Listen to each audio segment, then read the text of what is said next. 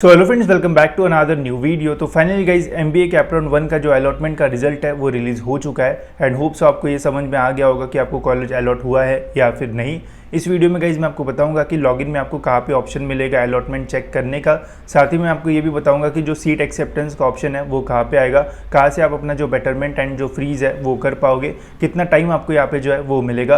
अगर आप बेटरमेंट करते हो तो क्या आपको कॉलेज में विजिट करना पड़ेगा या फिर नहीं, ये सब कुछ भी मैं आपको इस वीडियो में बताऊँगा। इसके अलावा कट ऑफ्स भी जो है वो आ चुके हैं, तो कट ऑफ्स में हमें क्या चेंजेस जो है वो देखने को मिलेंगे एंड कैपराउन 2 की जो स्ट्रेटजी है वो क्या रहना चाहिए। इसके अलावा ऐसे बहुत सारे स्टूडेंट्स होंगे जिनको कैपराउन 1 में कोई भी जो कॉलेज है वो नहीं लगा होगा, तो उन्हें क्या करना होगा उसके बारे में मैं आपको इस वीडियो में बताऊंगा। तो वीडियो पूरा एंड तक देखते रहिए एंड अगर आप इस चैनल पर न्यू हो गाइस तो सब्सक्राइब जरूर से कर लेना ताकि आपको टाइम टू टाइम सारे जो अपडेट्स है वो मिलते रहे। तो सबसे पहले तो गाइस आपको आ जाना है एमबीए के ऑफिशियल वेबसाइट पे। यहाँ पे अभी क्या क्या न्यू अपडेट्स आया है वो मैं आपको जो है वो बता देता हूँ। तो सबसे पहले गाइस तो जो प्रोविजनल अलॉटमेंट का अपडेट है वो आ चुका है। तो यहाँ पे गाइस आप देख सकते हो, यहाँ पे आपको ऑप्शन मिलेगा इंस्टीट्यूट वाइज अलॉटमेंट का।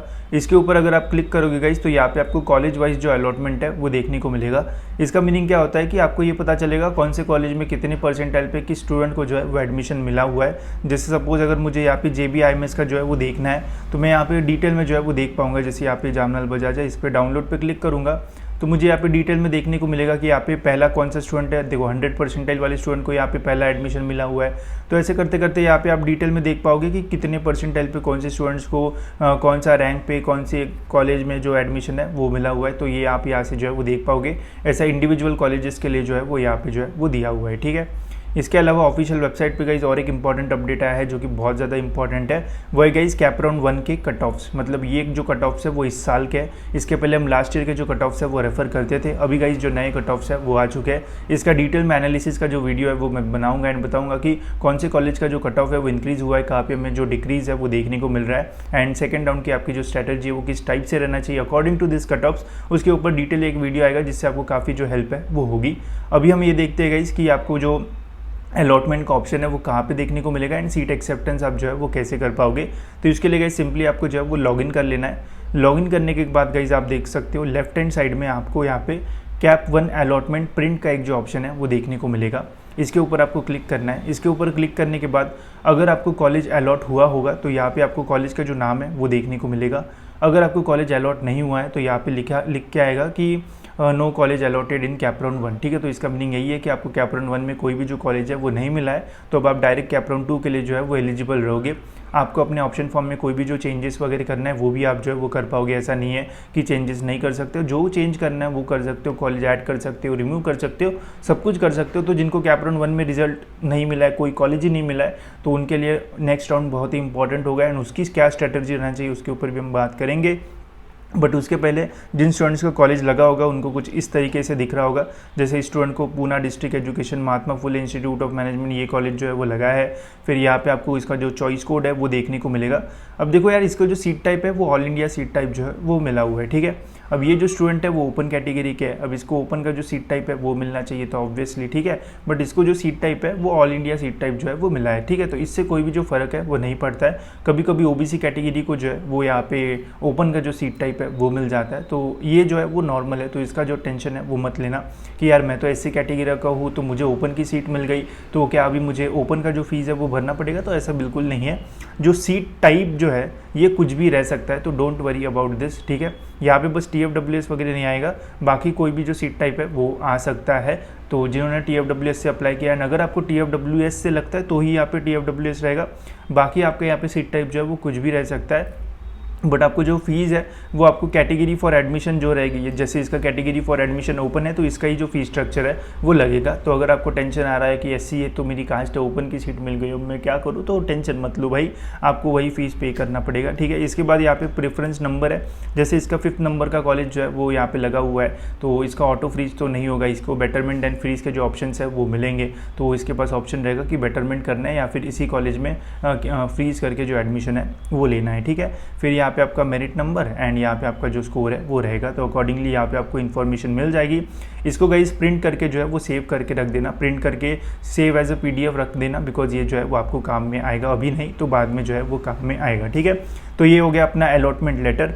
अब बात करते हैं सीट एक्सेप्टेंस प्रोसेस के ऊपर। तो जो सीट एक्सेप्टेंस प्रोसेस है वो आज जो है मतलब 15 अगस्त को जो है वो शुरू नहीं होने वाला है। ये जो प्रोसेस है वो 16 अगस्त को जो है वो शुरू होगी।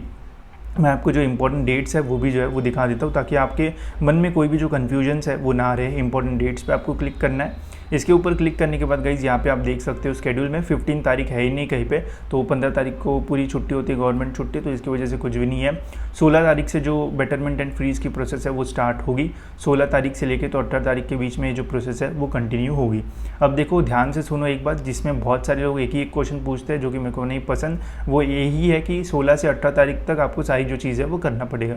अगर आपको लगता है कि जो कॉलेज मुझे लगा है वो अच्छा कॉलेज है एंड वही कॉलेज में मुझे एडमिशन लेना है, तो आप फ्रीज के बटन पे क्लिक करो, सीट एक्सेप्टेंस फीस पे करो एंड कॉलेज में जाके अपना जो एडमिशन है वो कंफर्म कर लो। अगर आपको लगता है कि नहीं यार मुझे जो कॉलेज है वो तो अच्छा है बट सेकंड राउंड में मुझे और ट्राई करना है, तो सिंपली आप बेटरमेंट के बटन पे क्लिक करो। सीट एक्सेप्टेंस का फीस तब भी आपको जो है वो पे करना पड़ेगा एंड फिर आप सेकंड राउंड के लिए जो है एलिजिबल है वो हो जाओगे एंड कैप्रॉन 1 का कॉलेज आपके पास जो है वो रहेगा। सेकंड राउंड में जब आप कॉलेज की लिस्ट बनाओगे तो ट्राई करना जो कॉलेज आपको कैप्रॉन 1 में लगा है उससे बेटर कॉलेजेस आप कैप्रॉन 2 में जो है वो डालो, ताकि आपका बेटरमेंट हो। अगर कोई और कॉलेज नहीं लगता है कैप्रॉन 2 में तो जो कैप्रॉन 1 में कॉलेज आपको लगा था वही आपके पास रहेगा। अगर कोई बेटर कॉलेज लगता है आपको कैप्रॉन 2 में तो वो कॉलेज आपको मिल जाएगा एंड जो पहले लगा था वो कॉलेज आपके हाथ से जो है वो चला जाएगा। इसके ऊपर मैंने डिटेल वीडियो बनाया है, जाके एकदम आराम से देख लो, सारी जो चीज़ है वो समझ में आ जाएगी। तो ज़्यादा सोचोगे तो ज़्यादा कंफ्यूज होगे, आराम से सोचो, आराम से वो वीडियो देखो, आपको सारी जो चीज़ है वो समझ में आ जाएगी, ठीक है। अब बेटरमेंट एंड फ्रीज़ का जो ऑप्शन है वो 16 तारीख को आएगा। जो स्टूडेंट फ्रीज़ करेंगे या फिर जिनका ऑटो फ्रीज़ हुआ होगा एंड जिनको उस कॉलेज में एडमिशन लेना है उन्हीं को जो है वो कॉलेजेस में जो है वो विजिट करना है। जो बेटरमेंट पे क्लिक करेंगे उनको कॉलेज में जाने की ज़रूरत नहीं है, तो ये भी याद रखना। अगर तुमको तब भी डाउट लगता है कि नहीं यार ये तो गलत बताता है, इसको समझ में नहीं आता, कुछ भी होगा, ठीक है, डाउट रहना चाहिए हमेशा। अगर डाउट है तो आप क्या कर सकते हो कि MBA वाले में जा सकते हो, यहाँ पे स्क्रूटिनी सेंटर की जो लिस्ट है वो मिलेगी एंड यहाँ पे क्लिक करके यहाँ पे कॉलेज के नंबर मिलेंगे, फ़ोन करके पूछ लेना कि किसको कॉलेज में आना है किसको नहीं आना है, ठीक है। इसके अलावा और एक स्कैम के बारे में भी मैं आपको बताता हूँ। जिस सपोज़ मुझे XYZ कॉलेज लगा, ठीक है, जैसे इस स्टूडेंट का ही एग्जांपल ले लेते हैं हम। कहाँ गया अपना स्टूडेंट, ये वाला कहाँ गया भाई, इधर नहीं है, इस वाले टैब में है, ये वाला स्टूडेंट, ठीक है। इस कॉलेज को ये वाला जो कॉलेज है वो मिला हुआ है।